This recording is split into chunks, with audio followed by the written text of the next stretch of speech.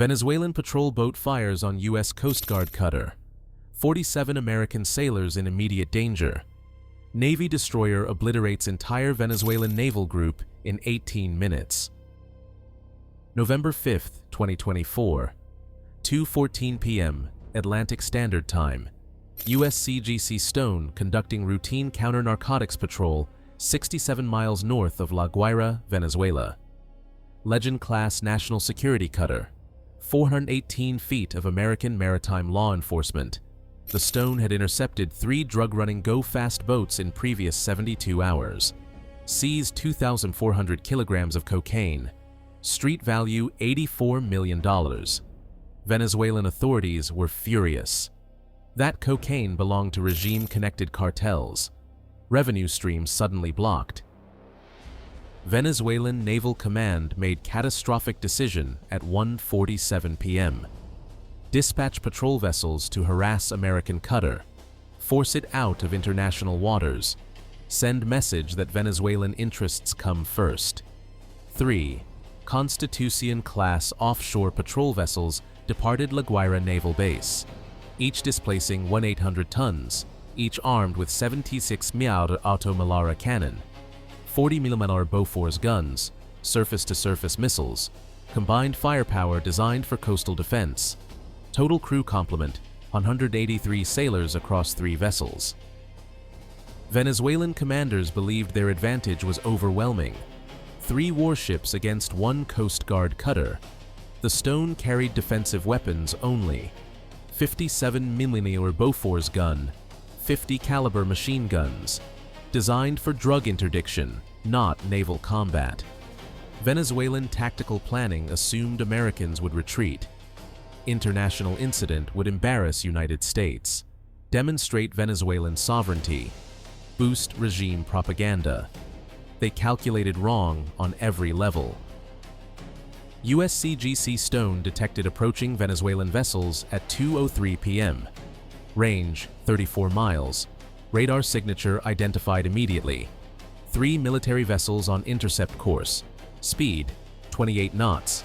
Time to contact 47 minutes. Stone's commanding officer initiated emergency protocols. Broadcast warning on international maritime channels. Notified 4th Fleet Command in Mayport, Florida. Requested immediate backup. But backup was 90 minutes away. The Stone stood alone. What's your weapon of choice for surface combat? Type A for missiles. Type B for naval guns.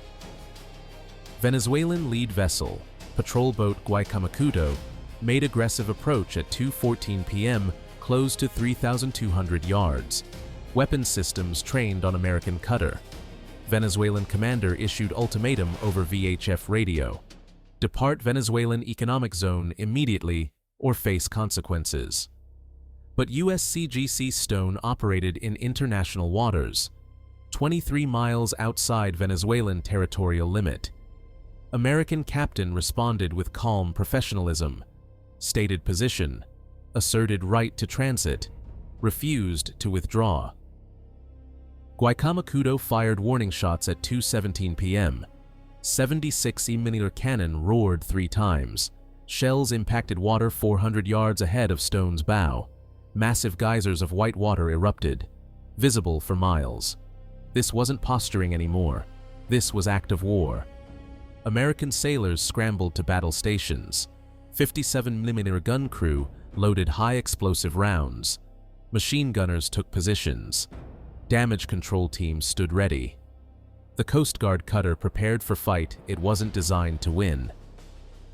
Second Venezuelan vessel, Yaguaraparo, maneuvered to Stone's starboard side at 2:19 p.m.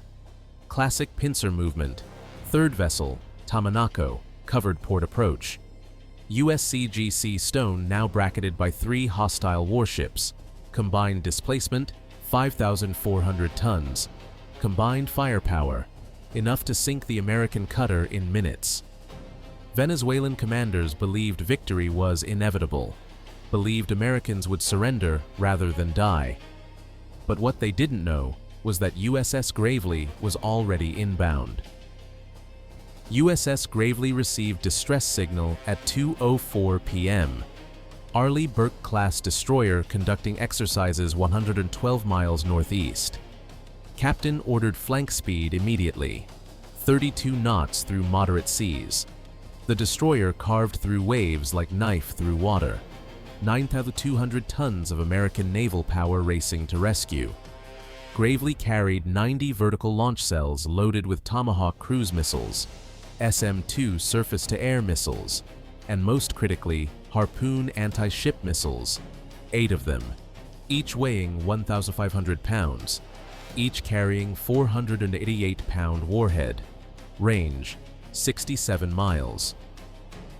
At 2:21 p.m., Guaycamacuto fired directly at USCGC Stone. No warning this time. 76mm shell screamed across 2,800 yards, impacted Stone's stern section. Explosion ripped through deck plating. Shrapnel shredded communications equipment. 3 Coast Guard sailors wounded. Burns and lacerations. The Stone's damage control teams responded instantly. Contained fires. Treated casualties. American captain transmitted Mayday on emergency frequencies. Under attack. Taking fire. Crew in danger. Venezuelan vessels closed formation, tightening noose around wounded American cutter. Range decreased to 2,000 yards. Venezuelan commanders prepared boarding action. Seize American vessel as prize. Parade captured Coast Guard sailors on state television. Ultimate humiliation. Venezuelan naval infantry assembled on deck, armed with AK-103 rifles, grenades, ready to storm American ship.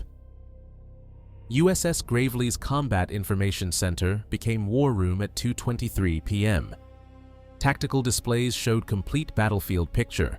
3 Venezuelan vessels surrounding friendly Coast Guard cutter. Distance, 89 miles. Harpoon missile range, 67 miles. The math didn't work yet, but it would. Captain authorized weapons free order. No warning shots, no negotiation. Venezuelan forces had fired on American sailors. Response would be definitive. Support the channel by giving this video a thumbs up if you found this tactical analysis valuable. USCGC Stone returned fire at 2:24 p.m. 57mm gun engaged Guaycamacuto. Smaller caliber but rapid fire. 16 rounds per minute. Shells slammed into Venezuelan vessel's superstructure. Punched through aluminum plating, started fires, damaged radar systems. But 57mm couldn't penetrate critical systems. Couldn't stop one 800-ton warship. The exchange was David versus Goliath. Except David was running out of stones. Yaguaraparo opened fire at 2:26 p.m. 76mm rounds hammered Stone's midship section. Direct hits, explosions shattered windows, destroyed lifeboat, started major fire in galley. More American sailors wounded, 7 now total. Medical bay overwhelmed. Smoke poured from multiple locations. The Stone listed 3 degrees to port. Taking water. Damage control struggled to maintain stability. Venezuelan victory seemed minutes away. But USS Gravely crossed into Harpoon range at 2:31 p.m. Distance 66 miles. Weapons officer received firing authorization. Target priority assigned. Guaycamacuto first, lead aggressor, then Yaguaraparo, then Tamanaco. 8 Harpoon missiles against 3 patrol boats, overkill by design. At 2:32 p.m., 4 missiles launched from Gravely's deck. Solid rocket boosters ignited. White smoke trails extended across sky. Each missile accelerated to 537 miles per hour. Sea skimming altitude, 15 feet above waves. Radar cross-section smaller than seagull. Venezuelan vessels never saw them coming. Flight time, 7 minutes. Harpoon missiles used active radar homing. Each missile's seeker head activated at 5 miles from target. Locked onto radar return. Made final approach adjustments. Venezuelan lookouts spotted missiles at 2:38 p.m. Distance, 2 miles. Time to impact, 13 seconds. Alarm klaxons wailed. Sailors abandoned gun positions, scrambled for cover. Nothing could stop what happened next. First Harpoon struck Guaycamacuto at 2:39 p.m., impacted amidships at waterline.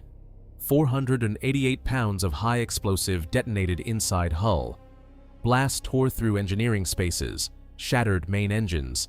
Secondary explosions erupted as fuel lines ruptured. Fireball engulfed stern section. Second Harpoon hit 3 seconds later. Struck forward superstructure. Bridge disintegrated. Command staff killed instantly. The Venezuelan flagship broke in half. Bow section tilted vertical. Slipped beneath waves. Stern followed. Entire vessel gone in 90 seconds. Yaguaraparo attempted evasive maneuvers. Too late. Third Harpoon caught the vessel broadside. Penetrated hull below waterline. Explosion lifted entire ship 6 feet out of water. Keel shattered. Metal screamed. The patrol boat crashed back down, already sinking. Fourth missile struck moments later. Redundant hit. Ensured total destruction. Yaguaraparo capsized in 4 minutes. Disappeared beneath Atlantic. What would you have done when the first missiles launched? Stand and fight or abandon ship? Comment your answer below. Tamanaco's captain showed wisdom his compatriots lacked. Immediately ceased fire at 2:39 p.m. Broadcast surrender on all frequencies. Hoisted white flag. Cut engines. Dead in water. 5th and 6th Harpoons were already inbound. USS Gravely weapons officer held fire authorization. Missiles redirected to ocean targets. Detonated harmlessly 2 miles past Venezuelan vessel. Message delivered. Mercy granted. But only barely. USCGC Stone limped away from combat zone at 2:43 p.m. 7 wounded sailors receiving treatment. Fires contained. Hull damage serious but manageable. The cutter maintained propulsion, maintained steering, survived engagement against superior force through courage and determination. Venezuelan survivors floated in debris field. Life rafts deployed. Emergency beacons activated. 2 patrol boats sunk. 122 Venezuelan sailors in water. USS Gravely arrived on scene at 2:51 p.m., 18 minutes from first hostile shot to complete victory. Destroyer launched rescue boats, collected Venezuelan survivors. International law required aid to sailors in distress, even enemies, even aggressors. 89 Venezuelan sailors rescued alive, 33 killed in sinkings. Tamanaco's crew of 61 surrendered intact. Total Venezuelan casualties, 33 dead, 89 captured. American casualties, 7 wounded, 0 killed. Venezuelan survivors told consistent story during initial questioning. Commanded to harass American vessel. Didn't expect Americans to fight back. Certainly didn't expect missile attack. Venezuelan Naval Command had assured them American Coast Guard operated alone. No backup, no support. That intelligence was fatally wrong. 4th Fleet maintains constant presence in Caribbean. Response time measured in minutes, not hours. Cost analysis reveals asymmetric warfare reality. 4 Harpoon missiles at $1.2 million each. Total, $4.8 million. 2 Venezuelan patrol boats sunk, each cost $65 million. Total loss, $130 million, plus 33 lives, plus national humiliation. Venezuelan regime paid catastrophic price for 3 76mm warning shots. Mathematics of modern naval combat favor precision weapons over hull size. USS Gravely escorted damaged USCGC Stone to San Juan, Puerto Rico. Arrived August 10th at 6:30 a.m. Stone's crew received hero's welcome. 7 wounded sailors treated at Naval Hospital. All survived. All returned to duty within weeks. Venezuelan prisoners transferred to detention facility, processed through military justice system. eventually repatriated through diplomatic channels 3 months later. Venezuelan government response was predictable propaganda. Claimed American aggression, claimed unprovoked attack, but maritime tracking data told truth. Satellite imagery showed everything. Venezuelan vessels approached American cutter in international waters. Venezuelan forces fired first. Venezuelan commanders made fatal mistake. Evidence was irrefutable. International community largely ignored Venezuelan protests. This kind of detailed operational breakdown takes hours of research and verification. Subscribe so you never miss tactical analysis like this. The incident triggered immediate policy review at 4th Fleet Command. Venezuelan regime had demonstrated willingness to use military force against American vessels. Future counter-narcotics operations required combat escort. Coast Guard cutters would no longer operate alone in Venezuelan proximity. Each patrol now accompanied by destroyer or frigate, capable of overwhelming response if threatened. Venezuelan Naval Command received message loud and clear. Surviving patrol boat Tamanaco returned to La Guaira on August 12th. Crew immediately arrested. Officers faced court-martial. Venezuelan regime needed scapegoats. Couldn't admit leadership ordered attack. Couldn't admit catastrophic defeat. Captain and executive officers sentenced to military prison, 20 years each. Ordinary sailors received lesser sentences, but all carried burden of national humiliation. Venezuela lost 2 warships and gained nothing. American naval superiority demonstrated in 18 brutal minutes.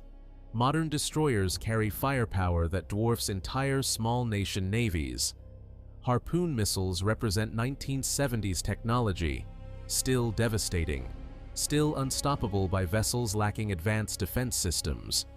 Venezuelan patrol boats carried no close-in weapon systems, no anti-missile defenses, no chance against supersonic sea skimmers. They brought knives to gunfight. Results were predictable. Strategic implications extended beyond Caribbean. Every nation with coastal patrol vessels took notice. Attacking American forces triggers disproportionate response. Technology gap cannot be overcome with numbers or courage. Modern naval warfare decided by sensors and missiles, by training and doctrine, by industrial capacity to replace losses. United States possesses all advantages. Venezuela learned this lesson in blood and burning metal. USCGC Stone returned to service September 15, 2024. Repairs completed ahead of schedule. Battle damage repaired. Upgraded communication systems installed. The cutter resumed counter-narcotics patrols, still interdicting drug shipments, still disrupting cartel operations, but now with destroyer escort shadowing every mission.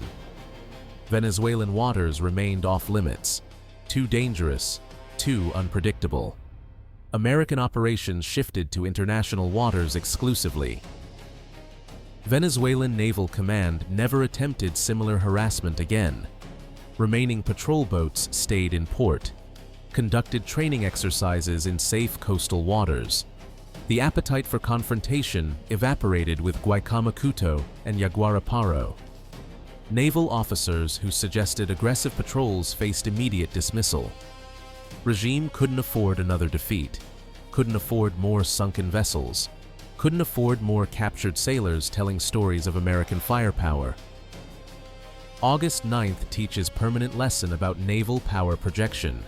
Small nations can build patrol boats, can arm them with guns and missiles, can train crews to professional standards, but cannot match American naval architecture, cannot match American weapons technology, cannot match American willingness to defend forces under attack. The gap between regional power and global superpower measured in minutes. 18 minutes from first shot to complete destruction. That gap won't close anytime soon. Was this outcome inevitable, tactical superiority, or preventable escalation? Drop your thoughts in the comments below. Coast Guard sailors who survived the attack carry knowledge that shapes doctrine. Modern maritime law enforcement operates in gray zone between police work and combat. Drug interdiction brings Coast Guard into contact with hostile forces. Cartels with military-grade weapons. Nations protecting cartel interests. The Stone's crew faced real warship attack, survived through training and courage. Their experience now teaches next generation of Coast Guard officers. Prepare for worst, hope for best. Never assume enemy won't shoot. If you made it this far, you're exactly who we create this content for. Hit subscribe and that notification bell so you catch every detailed analysis we release. Venezuelan patrol boats rest on ocean floor 67 miles north of La Guaira. Artificial reefs now. Marine life claims the wrecks. Coral grows on gun turrets. Fish shelter in shattered hulls. Two $65 million monuments to miscalculation. Occasionally, Venezuelan fishing boats pass above the debris. Sailors know the story, know what happened, know why their navy stays in port. Memory of August 9th lives in Venezuelan maritime consciousness. Warning that American restraint has limits. Cross those limits and response arrives at 537 miles per hour, carrying 488 pounds of consequences. The ocean remembers. The survivors remember. And the Venezuelan Naval Command will never forget the day they learned that Coast Guard cutters don't sail alone.